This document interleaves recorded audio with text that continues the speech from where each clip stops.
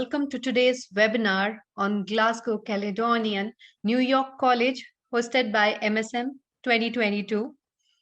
MSM is super excited to have partnered with GCNYC, and we want all our MSM affiliated agents to get a glimpse of what the college has to offer to your students who would be future leaders and experience one of the best student experiences once they are in the US. Our attendees are in the process of joining the webinar. In the meanwhile, on behalf of GCNYC and MSM, I hope you, your families, your students, your friends, your colleagues are all safe and are doing well. So to everyone, good evening, good afternoon, good morning from wherever you have logged in from different locations. And I would like to thank all of you for taking out your time and being here. And I hope today's session is going to give you a complete insight about what GCNYC has to offer to you, and then you can take it forward to your students.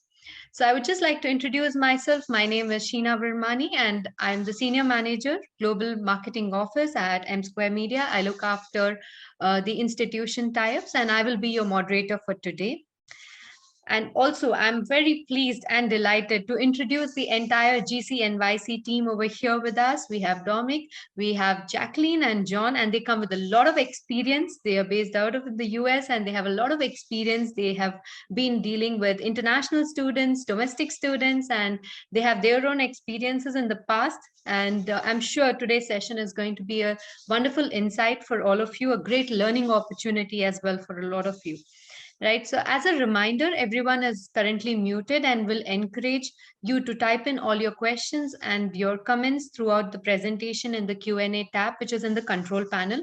Later on in the presentation, we will have a brief moment where we'll have a Q&A section, and you can ask all your questions, your queries. Please do not hesitate. This is a wonderful opportunity for you to know whatever you have to know about GCNYC.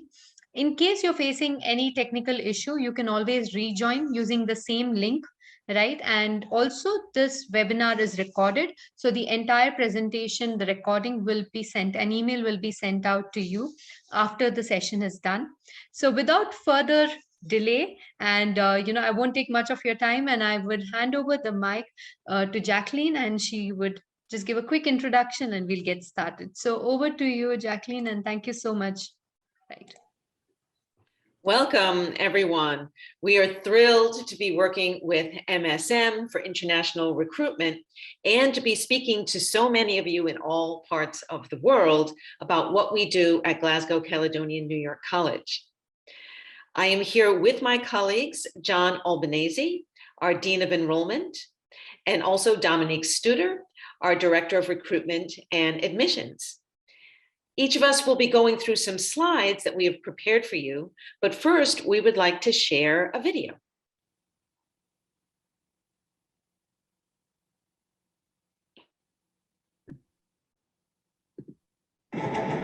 We're at an all-hands-on-deck moment in our planet's history. Working in the fashion industry, I was almost immediately disgusted with the amount of waste it was creating. The natural resources that we were stripping away, they were not being replenished. The chemicals that we were using were degrading the water supplies. Disposing of old clothes in the worst possible ways. My boss asked me to have one ship dump the entire cargo in the ocean. The ocean is something incredibly crucial to our ecosystem, and I could not let that happen. I decided I was going to leave the world better than I found it. So that's why I came to GCNYC. GCNYC is the college for social impact and sustainability in business and in fashion. GCNYC students are learning the things that they would typically learn at another MBA program, but they're also learning about alternative approaches that are much, much better for both people and planet. If you're motivated to make an impact and you want to make change, GCNYC equips you with the skills, the language, and the understanding of business that is imperative to make change in our society today. A lot of students know that change needs to happen. They know they want to be a part of that change, but they don't necessarily know how they're going to manifest that. So we're really preparing them not just with the knowledge and the skills necessary, but with the confidence and the presence to go back into their organizations and make decisions with the shared value of both profitability and social and environmental benefit. The learnings and the exploration that I'm doing through my studies, I'm finding are immediately applicable in my everyday working life. Going into GCNYC, I was designing and producing clothes. It was great, but I knew that I could do more. I was able to take the tools and the skills that we learn and turn that into initiatives where we could drive even more positive impact than we ever thought. Coming into a field where you're going to be acting like a disruptor, there are some preconceived notions that you think, oh, we can't do that, or no, that's not possible. And the teachers here were just kind of like, you can definitely do that. Let's find a way. The faculty are so passionate, so enthused, and so knowledgeable. They are driven by a passion to make change and impart their knowledge to a greater community. Coming from all walks of life, all industries, and still working, driving change in their day-to-day. All of the faculty have real-world experience, some of us in nonprofit organizations, in NGOs, in impact-focused businesses, and in some cases, an impact-focused role in an organization that's not necessarily impact-focused. And it kind of shows that, oh, we can have the same impact in the world and we can make the world a better place. So I love the students that come here because they're all hyper-focused on the common good. The group of people that I was in class with, so diverse from different walks of life, socioeconomic backgrounds. Diverse age group, different industries. Because everyone cared so much, it created a really amazing community that even to this day is still paying dividends for all of us. 90% of GCNYC alumni have advanced in their careers or pivoted to careers in social impact or sustainability. Our program must be accessible for these students to be able to take control of their careers, take control of their learning, and take themselves to the next step. So we offer each and every student a scholarship. That is very unusual for graduate programs. And then on top of that, they allowed you to go to classes at night. It gives you huge flexibility so that you can have a career, but also be furthering your education. Within 6 months of graduating, I ended up on the Sustainable Business Innovations team at one of the largest and most well-known fashion companies in the world. I get to have the conversations that we had in the classroom, except I get to have them at work now, which is fantastic. There are a lot of problems happening right now around the globe. Gratefully, many companies and governments have recognized this and are investing heavily in the kinds of opportunities that we need. And our students are poised to be the intellectual power to drive these crucial efforts. So now's the moment to get involved. Look inside and believe in a better world. Believe in a better world. Join us. Join us. Join us. Join us at GCNYC.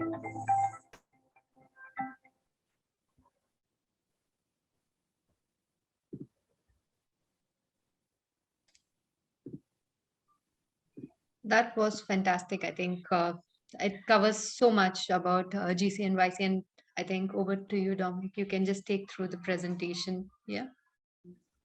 Thank you, Jackie. Yeah, you can move to the next slide. Thank you. GCNYC was founded by Glasgow Caledonian University in Scotland.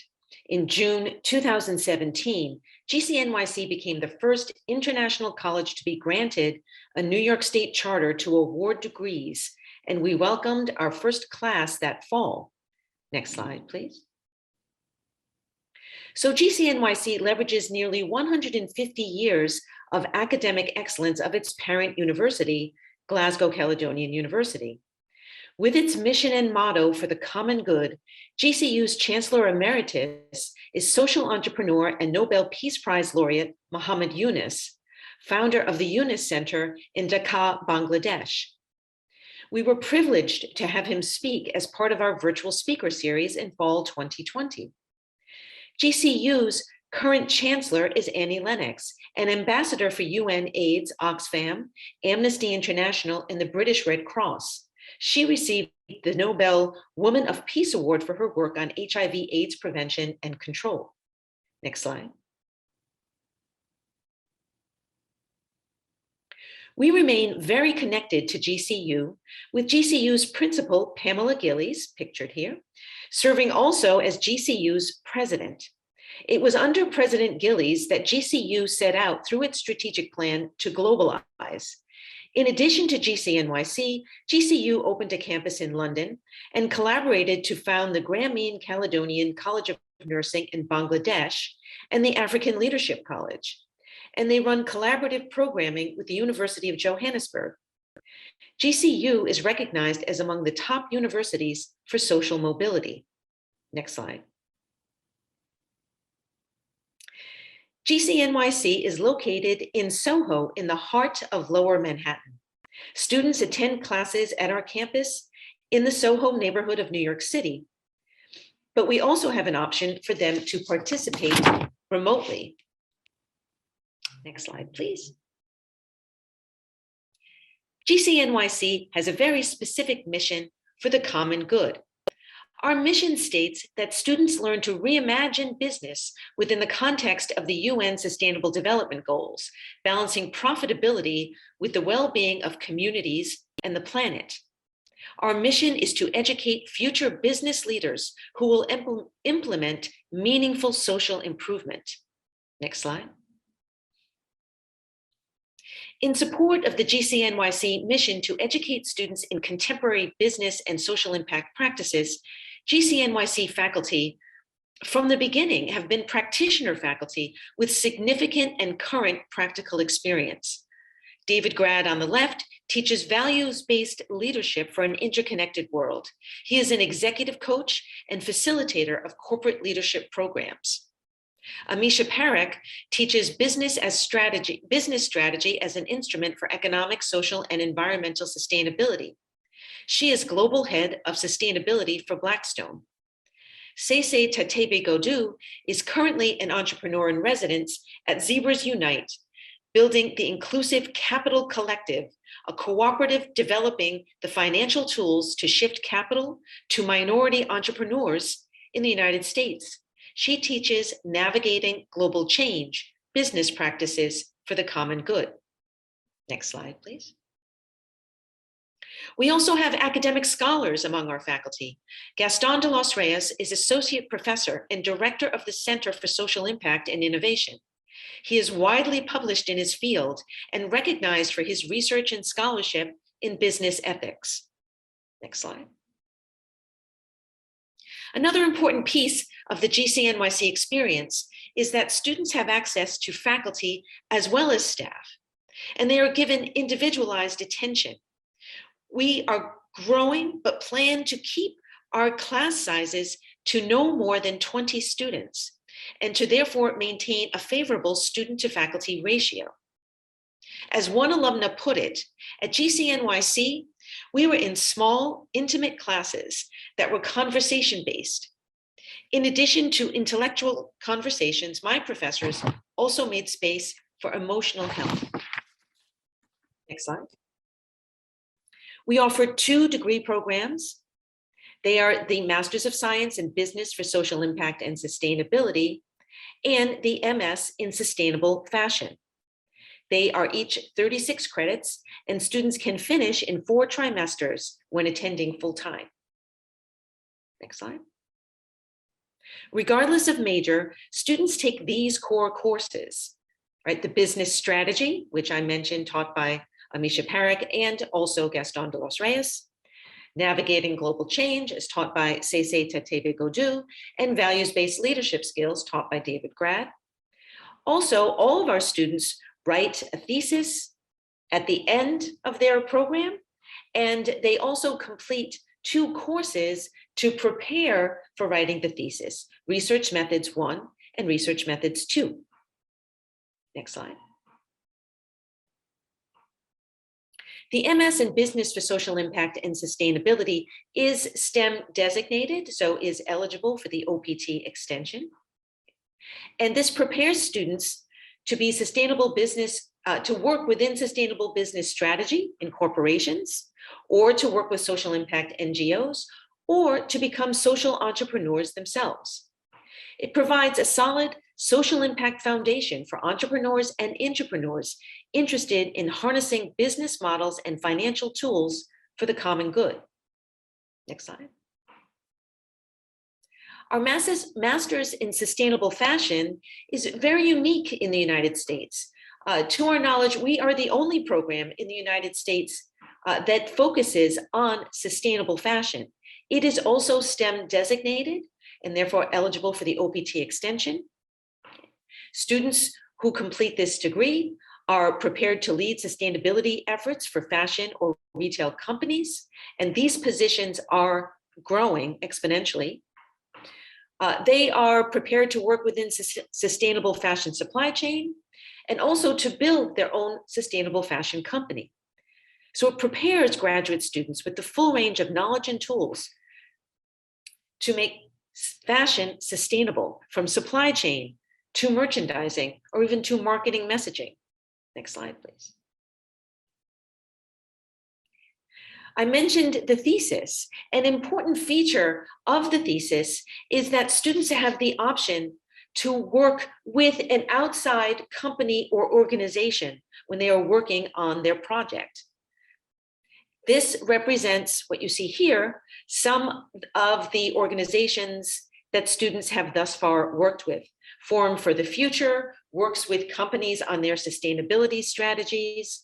RRS Recycle worked with one of our students who was developing a textiles recycling project for New York City.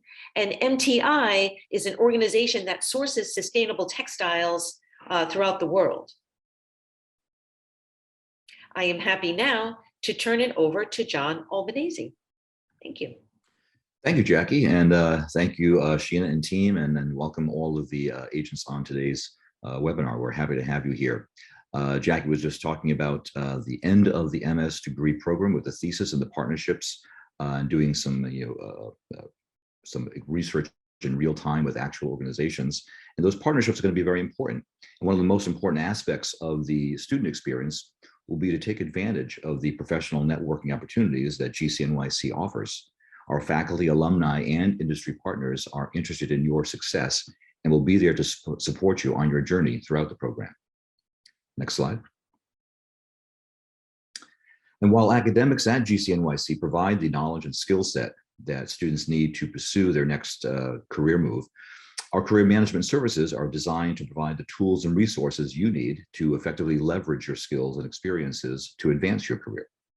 We'll partner with you to explore your goals and how they align with opportunities and employer expectations, and provide coaching to help students build their personal brand and their network.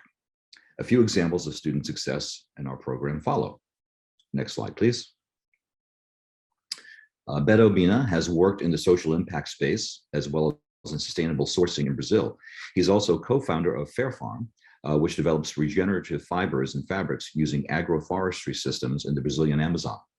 They are a startup winner of the Climate Ventures Brazil Award. Next. Lorenzo Wong came to GCNYC after a long career in the fashion industry that included the position of Vice President of Fabric R&D and Operations at Ralph Lauren.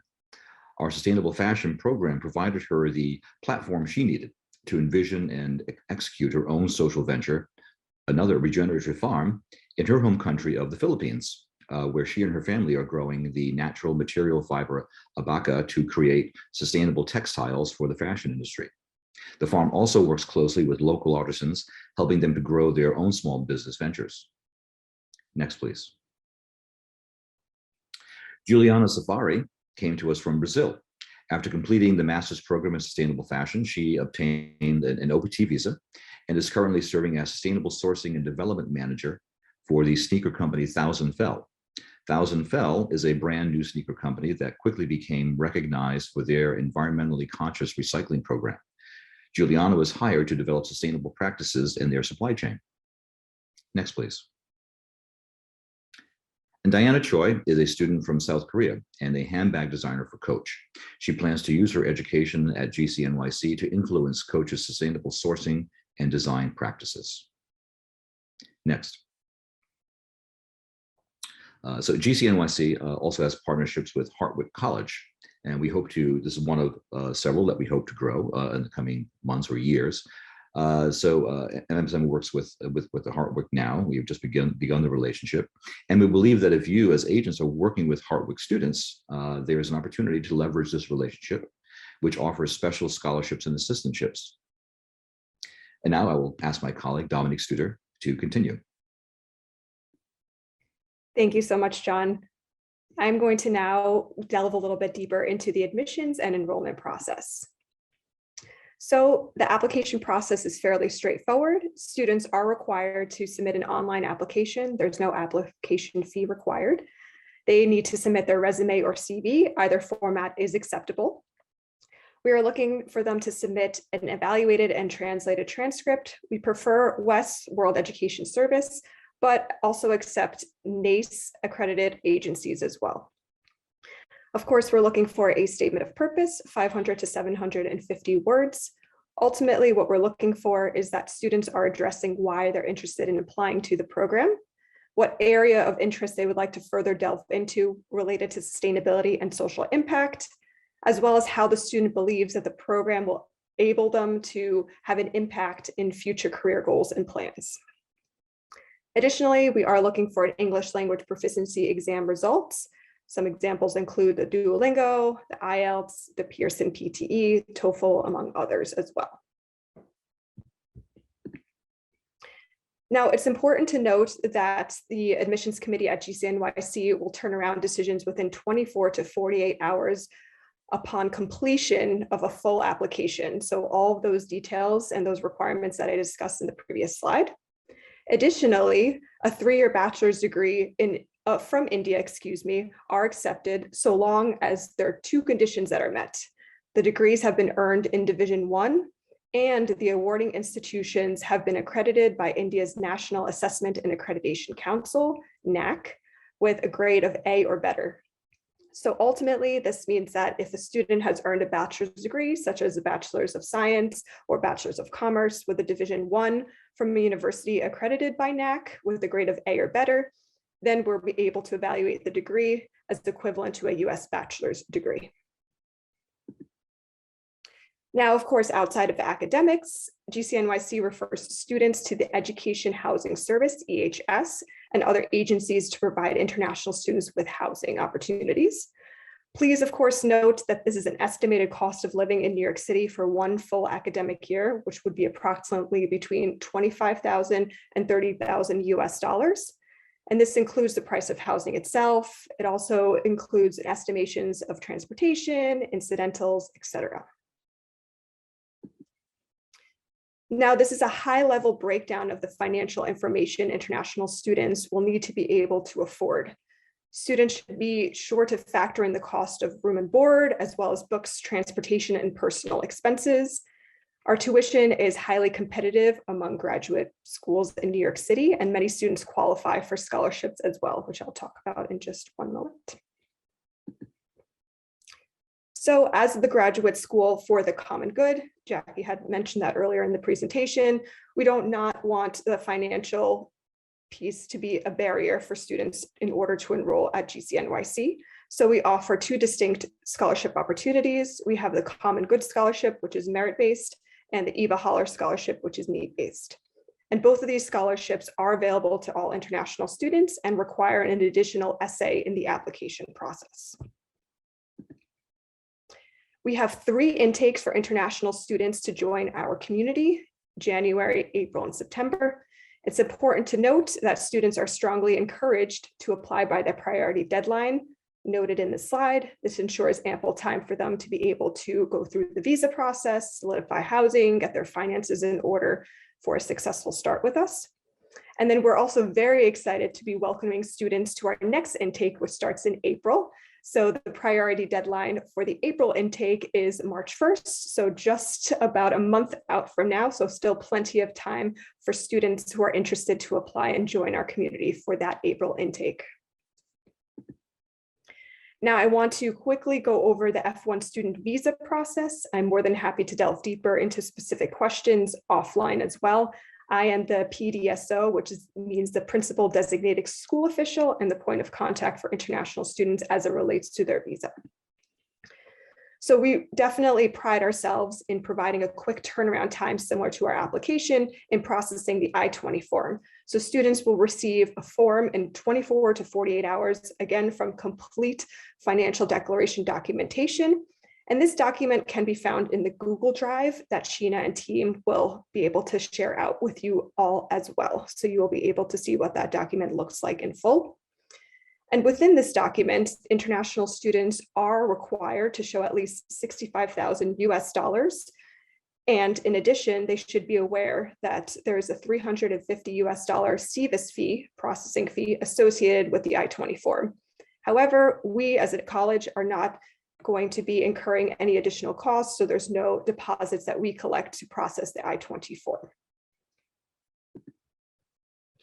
Now, as Jackie mentioned, we have a great opportunity and benefit, which is optional practical training, or OPT, for students. So this permits international students to remain in the US after completing their academic program with the permission to work in a specific field of study related to sustainability or social impact. And post-completion of OPT extends a student's F1 visa status, even though they're no longer enrolled as a student. And so things to consider is that you have to be in status as a full-time student. That's 3 courses per term for 1 academic year, which we define as 3 trimesters. They must have not used all of their 12 months of OPT at the same degree level, again, a master's degree. And the only exception would be if a student who has finished all of the coursework requirements except the thesis, which again, Jackie touched on earlier, necessary for degree completion. Of course, again, we are excited to be able to give students the STEM OPT option as well. International students are eligible for this one-time 24-month extension of OPT called STEM OPT. And students should work closely with myself, again, as the PDSO, the principal school designated official, to ensure proper steps are taken to apply for this additional benefit. I've included the form of I-983 on here just as a reference point, and students will be able to work closely with me to ensure that the proper steps are taken in order to be eligible and then go through the STEM process once they are finished with their program. And now I want to talk a little bit more about, as we wrap up, our innovative high flex enrollment. Jackie had mentioned this previously as well. And this is really the perfect opportunity for full-time and part-time students to let them choose classes either on campus or virtually. While many students, international students, are looking for an on-campus global experience in the heart of Manhattan in Soho, there are opportunities for students to join us remotely. And we actually currently have 3 students who are joining us remotely from Nigeria, Australia, and Brazil, which is very cool. And then another flexible option available to students is to start the program remotely. So say in April, as I had mentioned before, as our next intake, and then come to campus for the following term on an F1 visa. So in that example, that would be the September term. So very flexible, very accommodative to students and their needs and the ability to be able to study and pursue their degree with us. So I wanted to thank everyone for listening to myself, Jackie, and John, and I wanted to open it up to questions and pass it back to Sheena to help facilitate. Thank you so much. I think it's really good. There's a lot of insight, and we've learned so much. I think you've covered everything, right from how the entire concept of having GCNYC had started, to what are the options, what are the program, how the program are designed, to the admission, scholarship, and so you've touched based on everything. And of course, we would want, the floor is open for question. We want the session to be as interactive as possible, so please type in your questions in the Q&A tab. Right, so I know that we have our team that's logged in, all our agents, and are have logged in from different parts of the globe. So you can ask your questions if you have anything specific to your own region, your own country. If you want to know if your student who is in another country is eligible for the programs, this is the right platform for you to make use of it. And I'm sure the entire team over here at GCNYC can help you answer those queries as well. Right, we're getting a lot of thank you for the information, a lot of thank yous. So yes, we do have a question that talks about how many backlogs are accepted. I think that's, in case if the student, just to help, Jackie, John, and for you to understand, we do have students who, actually have classes, they have done their bachelor's degree, and, for some reason, they are not being able to clear a particular course in one attempt, and then they have gone ahead and done in the second attempt. So that goes as a backlog in India. So it's considered as in, you're re-attempting the examination. So if the student has any backlogs like these, and that can be repetitive as well. So it could not necessarily be in one subject, it can be in 4 subjects, or it can be beyond that. So I think the question would be, is regarding how many backlogs in case, how would you like to evaluate a student's profile for the master's program then?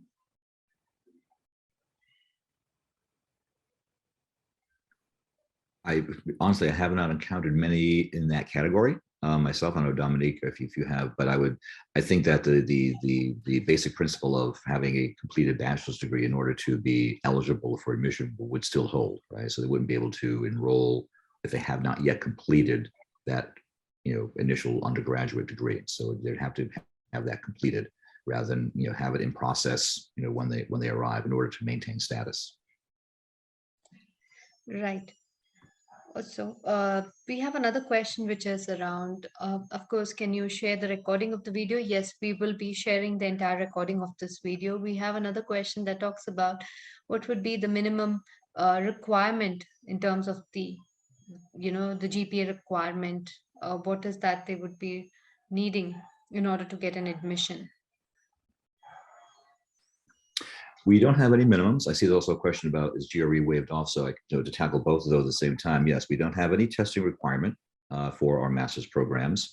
We will be implementing a system where if you have taken the GRE or the GMAT and you think it will bolster your application, you can please feel free to submit that score to us. That's fine, but it's not a requirement. And in terms of TOEFL or GPA, we don't have minimums necessarily. We do have a preferred TOEFL score of at least 85 right now, which may or may not change in the future. But in terms of GPA, we're evaluating candidates holistically. And what that means, holistic admissions, is that we're looking at transcripts, just individual courses throughout the transcript that people have taken, looking at the resume and the professional experiences and internship experiences that candidates have had. We are really reading their essays quite seriously and thoroughly to get a full picture of who the candidate is, what their ambitions and motivations are, what drives them to seek this degree, and how they feel is going to benefit them personally and professionally in the future. And so GPA alone won't get us there, right? So we really want to see what is motivating this person. As an example, you may have someone who comes to us with, say, a GPA in the range of C+, or something, which, we say, well, is that a good or bad GPA? It depends. Is someone in that range, say, who doesn't have any work experience yet, or professional experiences, or any internship experiences, and is taking coursework that doesn't seem to be related to what we're teaching, they may be disadvantaged compared to someone with the same GPA who does have professional experiences, like Beto Bina, for example, who is already working in sourcing and social impact roles. That professional experience will serve him quite well in the application journey as we evaluate the application. So think of it more of holistic admissions in terms of looking at some of these subjective features and piecing all of the credentials together to get a full picture of their motivations, ambitions, and qualifications to do the graduate work. Right. Thank you, John, for that. I think that was quite elaborate and quite, thoughtful also, because every individual profile is very different. Every student experience, what they have is very different. So, having a holistic admission process, and that is what, GCNYC is sticking to, having a holistic approach towards admission, which is really nice. Right. Talking about, we have another question which talks about a full scholarship. Is there any option for a student to have a complete scholarship offered? I can jump in there. So ultimately, right now, students can receive, as I had mentioned, either a Common Good Scholarship or an Eva Holler Scholarship, depending if it's merit-based or need-based. And so there are no full scholarships that we currently have available, but we have opportunities for students to be able to receive either of these 2 scholarships and bring that price a little bit further down, again, to make it accessible for students to be able to join our program. And to John's point, it's going to be a little bit dependent on the student's background and experience, the academic piece of it as well. So as we are holistically reviewing the application process, and a student has submitted those scholarship essays, we will take that into consideration and base that on this scholarship amount for students to be able to join our program. Right.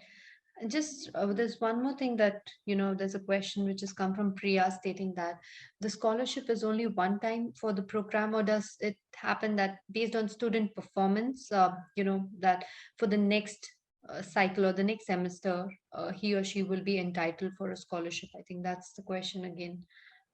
Since And I we're could take already that question. talking about scholarship, we'll just continue about, Of having this course. also. That's a great question. Thank you for asking. So ultimately what happens is that you will receive the scholarships, which will be taken off of the tuition, and then you will be responsible for what that net tuition would be after the scholarship is taken off. And then the way that you will be paying is not upfront in full, but rather per term for a full-time status, again, which would be 3 courses to be eligible or within that F1 visa status. And so your scholarship will always be reflected within each of those trimesters. Now, it is important to note as well that students are still required to hold at least a 3.0 GPA, which would be an equivalent of a B average for our program. So if you fall below that B average, then we would have a conversation and kind of take next steps in that. So that's kind of the minimum requirement to hold up or uphold the scholarship amount for the duration of your studies. So I'm hoping that answers the question. Right. Also, there's a question around what would be the Ielts requirement for admissions. Sure, and I can, again, jumping off of what John had mentioned, it's a little bit of holistic. I'm happy to post on here what our kind of minimums are right now. Again, keeping in mind that some students might be coming in different points of their careers and academic journeys as well. So for the Ielts, it's a 6.5 with no element below 5.5. For the TOEFL, it's an 85, as John had mentioned. For PTE, it would be a 59. And then for the Duolingo, it would be between 95 and 100. And I'm happy to post that on here. Again, it's also going to be dependent on all other factors of the admissions process and the application that this candidate or the student will be submitting. Right. There's another question which is around how many years of gap is accepted after graduation for the program. So is there any minimum age limit or a gap, that's being accepted for the program? By gap, It's a great meaning, question. I'm sorry. Go ahead, John, please. No, so by gap, are you talking about work experience, or are you talking about no work experience after the bachelor's degree, or? No work experience. So basically it's an after the education, there's complete gap due to the current situation. If the student has not been able to work, and things like that, if it is 2-3 years. So how do you evaluate a student? Is it still fine to send in an application and look at admission, things like that? Yeah, go ahead, Dominique. Yes, the answer is yes, absolutely. We are not going to put the student at a disadvantage given circumstances. And we do have students that come out of their undergraduate degree joining the program that have minimum experience or maybe volunteer or internships in the past, but not full work experience. So that's not a disadvantage for a student, and we're open to that. Again, during the admissions process, we're looking a little bit more than heavily on the academic piece to see how they were doing academically and what their passion is to pursue a degree, as I had mentioned within the statement of purpose, to be excited to look specifically into sustainability and social impact, and within that space have an impact in the industry, if that makes sense. Right. I think we have another very interesting question, which is about job opportunities, future job opportunity. I think that's very important to address as well. So if you can just throw some light on that as well. Sure. As we mentioned in the presentation, we do off career management services, and so both between our students who come in who have prior work experience, our faculty and our many faculty who have industry experience, and the various other industry leaders that we work with, both for students and providing them internships or events that we have on campus. There are numerous opportunities to build a network at GCNYC in this very unique space. We are also, obviously, in New York City, so we're in the heart of Manhattan, close to the UN. I would add. So a lot of tools and opportunities that would be presenting themselves. So job opportunities, this is where holistic admissions becomes an important factor, and how the career management process impacts students on a very individualized level. So there are going to be a variety of students come into the program who are eligible for admission that are going to be, that we feel will be very, very motivated, will do very well in our coursework, but also be very motivated in seeking out the opportunities that present themselves in the social impact and sustainability space. We mentioned some of them in the presentation. You saw some of them in the video, all very highly motivated and excited about changing the world for the better, for the common good. And so the job opportunities that you see, is going to depend. Employers in the U.S. in particular are going to be looking at a whole set of credentials when they look at candidates for internships and for full-time jobs, very much like the holistic admissions process itself. And so while you can have someone, for example, Lorenza, who was a VP already before coming to GCNYC, she's at a very high level, right? And so she's poised to do like almost anything that she wants, I would suspect, at a company or at an NGO post GCNYC. She's got a lot of things backing her up. That kind of ambition to be a VP or director level, a managing director level position could be accessible to any student who graduates from GCNYC, but it depends on the timeline, right? So it's not as if everyone can walk in the door and then do a 36 credit program and then be eligible to become a VP somewhere. It's going to it may be a longer trajectory, career trajectory for someone who has, 1 or 2 years of work experience under their belt thus far before coming to GCNYC. But while they are with us, aside from the knowledge and skills that they're going to get from our faculty, who are very good at what they do and in a very unique kind of program, they're going to have people who can give them coaching and advising to really think about what their own personal motivations and career ambitions are. And from there, we work with you to say, okay, this is what you want to do. This is what you envision for yourself. And how does that align with where you actually are now, right, in your professional life? Where does it align with what employers are expecting? Here's maybe we can come up with examples of a set of employers, a set of industries that you might be interested in, and say, how does this align with what they want? And then from there, work with that individual student, say, okay, here are some steps you need to take in order to get there. The degree is one thing, you're here, that's great. And some other things you need to do is suggest some kinds of alumni they can talk with, right, for mentoring and to build a network. We say the word network over and over again. It is extremely critical for students, aside from their academics, to immerse themselves in professional networks. And you're going to be in that network when you're in the classroom with all of your peers in the classroom, with the faculty and the adjuncts and the speakers that come to campus, and with the other kinds of businesses and NGOs that we can suggest that you connect with and visit to learn. One thing I can say, having worked in this field for quite a long time and looking at student success over and over again, the story is the same. The paths are very different, numerous paths to success. But one thing that remains constant that I've seen in all the graduate students I've worked with in my career is that they went out and built a network and built a personal brand in the process to become known, to be seen as someone who's motivated and ambitious and knowledgeable about what they're talking about, and therefore demonstrating that they can be a value to that organization and will be able to contribute. And so when they do eventually look at positions, those networking opportunities actually loom quite large.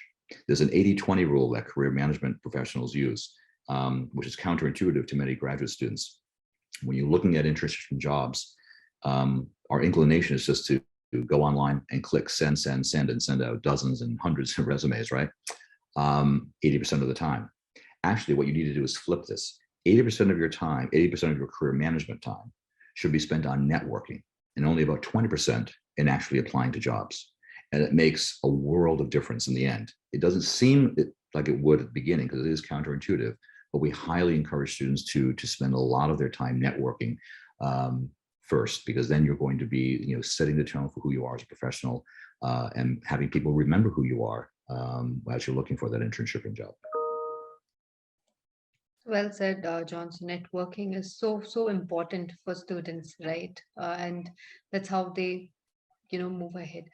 All right, we have quite a few questions that have come. We have questions around, if the student has studied in English in their bachelor's degree, can they provide a proof of English, the medium of instruction certificate, and get an admission into the program, or we still require the English test, which is IELTS, TOEFL, Duolingo, or PTE?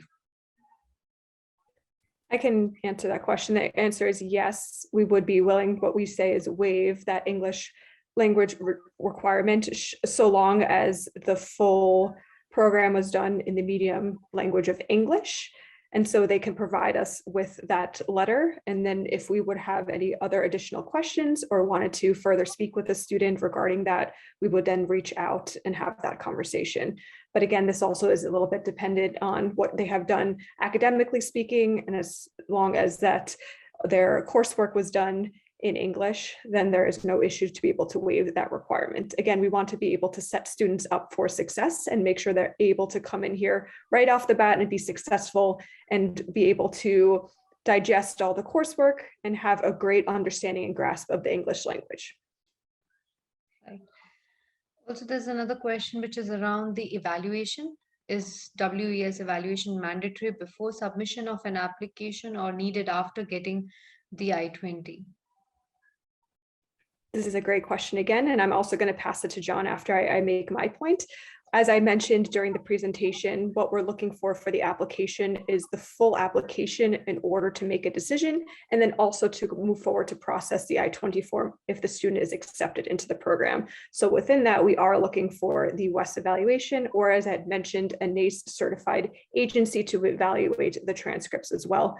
And we do that so we are ensuring that students have, again, that academic background and the ability to come in and be successful within the master's program.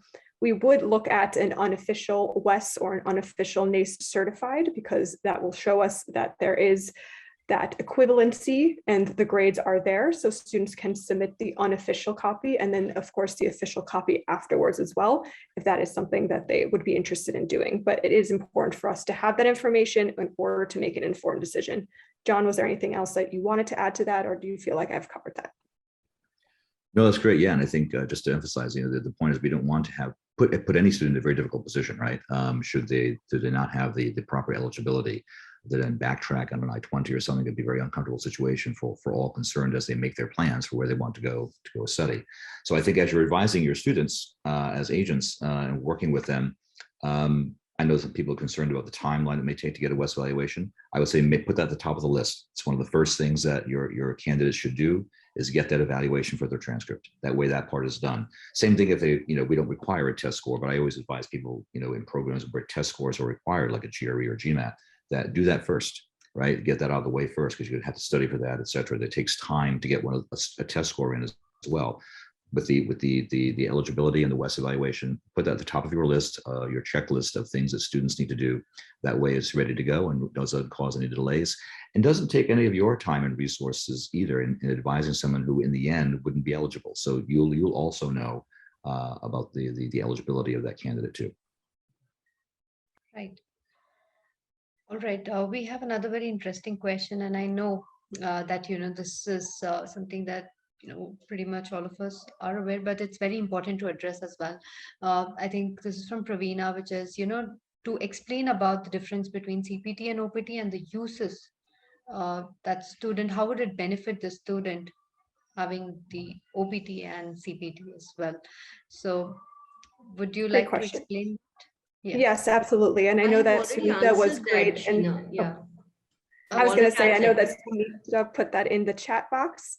But I'm happy just to give a little bit more clarity as well on top of what she had put down. So a kind of a quick summary, which would be, I'm happy to again pass along, is that CPT is curricular practical training that is done during the program. So for the duration of the program, students can either do full-time or part-time curricular practical training or CPT work, and that's done during the school hours. And so the benefit of doing CPT is that it would complement your studies and be able to help bolster what you're doing on the academic front.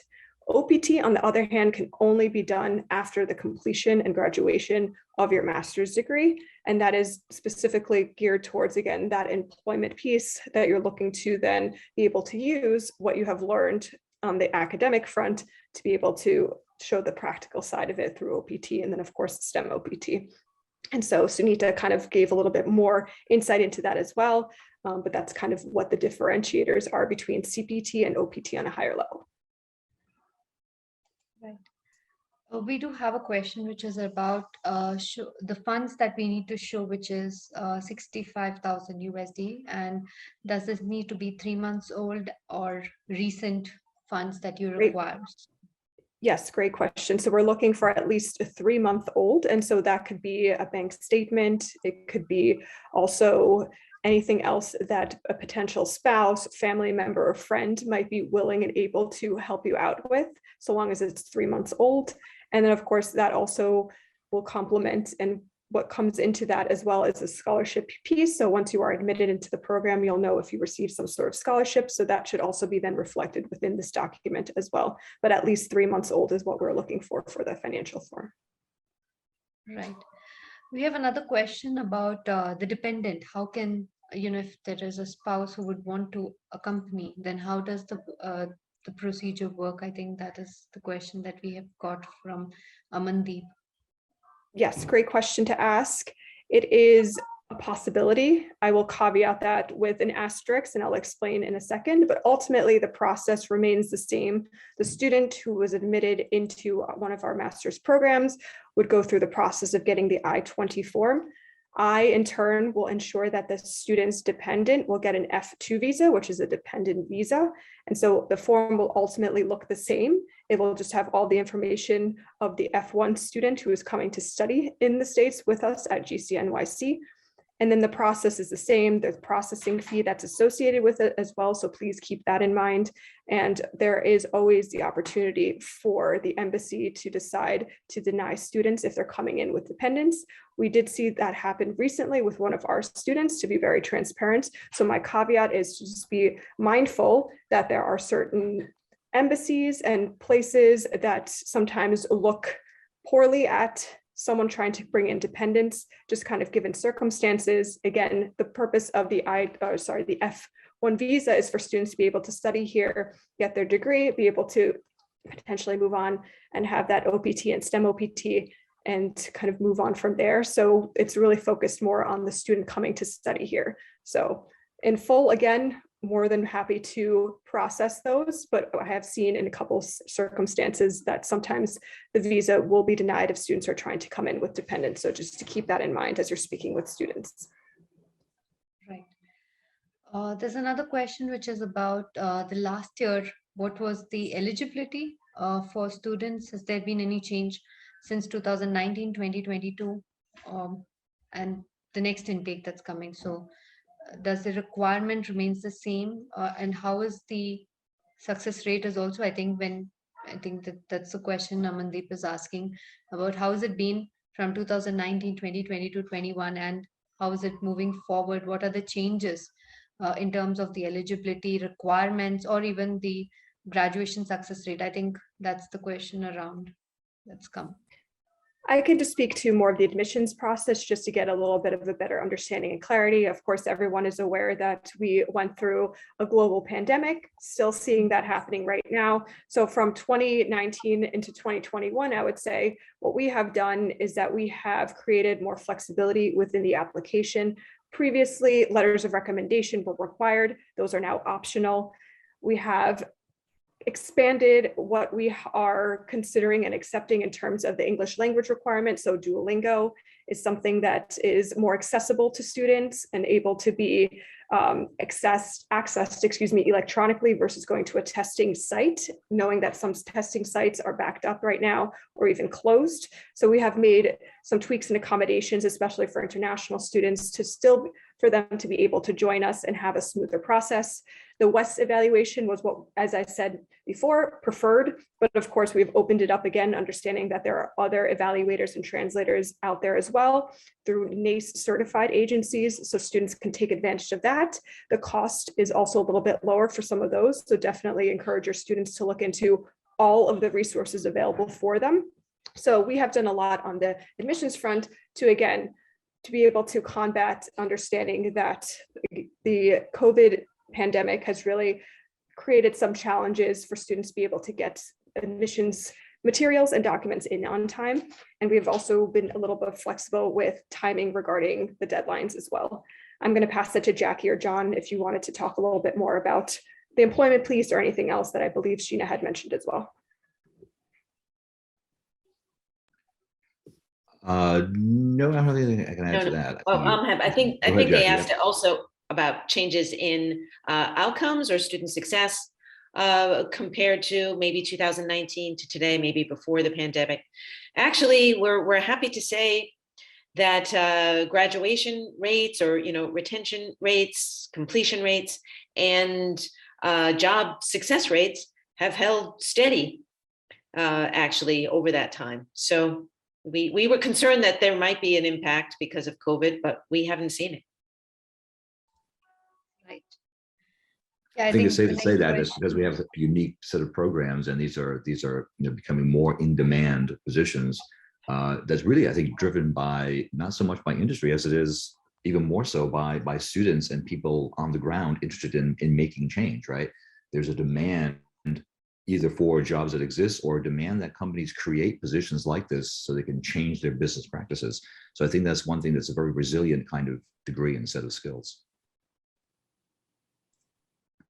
I think there's also a question around the visa success rate. How has it been for GCNYC? Would you just like to talk about that also? Because we're just discussing this about, the changes. So. Yes, I'm happy to jump in. As I had mentioned previously before, in general, we've had very successful visa rates. We have very low denial rates. The example that I gave before was from Nigeria in particular. That students, as you've seen in the presentation, is doing the program remotely now from Nigeria to kind of combat that and is able to kind of move forward from there. So something to keep in mind is that sometimes, or most of the time, it's out of our control as an institution and as New York State, because it does go through Homeland Security and the embassies, so things can always change and fluctuate. But we have seen great success in students. Students are able to receive their visa in a timely manner. They're able to move forward and come here successfully and not have any issues. Again, nothing is ever guaranteed, so I would not like to guarantee anything. So that's why it's important to ensure that there's ample time to process the visa, to go through, to ensure that there are no issues and challenges. And if they are, we do have the flexibility to be able to offer students this high flex enrollment as well. I think you can always begin your studies remotely. That's a great point. So we always emphasize that as well. Yes. Because I think we just have one question that we'll answer, and I think then we'll have a closing. In fact, we do have a question that's come from Dalmi stating that would students need to pay the tuition fee before getting the visa? So it's only, would you like to answer that? That's only after the visa is through that we would be having a complete tuition fee payment. Is that right? Yes, that is correct. So the student will be admitted, they will go through the visa process, we would ensure that they would receive the visa. And then at that point in time, registration will take place, the next step. So once registration is taking place, that kind of triggers the invoicing process, and then for the student then to be responsible for payment for that first term. Thank you so much. And I think there's one last thing, that's a suggestion that's come, I think, from Narendra. He says he has 26 students who are preparing for the Ielts and would like to attend a webinar. I think MSM team will put that together, and would love, if it really nice to have you and, all the students for our next webinar. So yes, we are on the verge of planning this out. So we wanted first our agents to get a glimpse of GCNYC, and then we're going to be having all our students attend the session as well. So yes, that's definitely there. That's going to be there sometime soon, that we will be planning as well. I think with that, we have come to an end of the webinar, and we have answered all the queries. There's one more question by Neeru Sood. What happens if the student doesn't get the visa? All right, I think that's the last question that's there, because we have addressed all the questions today. So I think we should just address that one last question. Yeah, sure. And I'm happy to jump in. As I had mentioned before, in the circumstance that recently came up with one of the students from Nigeria, they decided to pursue their studies in that hybrid model that I mentioned, so fully remote at this period of time. So that could be a conversation to be had if it would be easy for that student to be able to move into more of that remote learning process, and then try to see if they can again go to the visa embassy maybe in a couple of months. So say they start in April, they're unable to get to their visa in time or potentially be denied, they can start remote with us. And then for that September term, they can work up to making sure they have all their information and credentials that they need to go back to the embassy again to show them that they are able to come to the US because they are now enrolled in the program and they would want to be on campus. So there are options available that we can be able to help that student with to ensure that they're able to still be able to join us. Right. All right, with that, we come to the end of our webinar. Quite an interactive session, I must say. We have a lot of questions or queries that had come in, and thank you so much for your patience, I think, Jackie, John, and Dominic. It's really nice that you have answered each and every query, and you've given a wonderful insight about the college, and it was much needed also, and it was really interesting because it's always good to have a lot of questions than presenting for a very long duration of time. So we had managed that really very well. So on behalf of MSM, we are very excited to have, once again, that I told right at the beginning, we are very excited to partner with GCNYC. And for all our agents who are viewing this, you will get a recording of the presentation. You will get a copy of the presentation and the recording of this session as well. And we would like to, the entire team, MSM and our agents, our affiliated agents, would like to thank GCNYC for taking out time for today's webinar, giving us a complete insight. And we are looking forward for a lot of queries from your end, for all our agents. Now that you have an understanding about GCNYC, great location, great programs, all STEM-based programs, very easy admission process. So we are looking forward for your queries, for your students, to send your applications out. And you can see that GCNYC has a very quick turnaround time when it comes to the offer letters, when it comes to the I-20s. And of course, a very supportive team there, which you have met today. So, we are looking forward for a very, very productive 2022 cycle. Let's hope that we have a lot of students, going and enrolling, starting their program at GCNYC and benefiting and making their careers from here on. So I just like to thank everyone for today's webinar. Thank you so much to the entire team, to Jackie, John, and Dominic, for taking out time, and to all our attendees, our participants, our managers, and of course, our MSM team for having this organized and conducting this webinar. So thank you so much and have a great evening ahead. Yeah, thank you.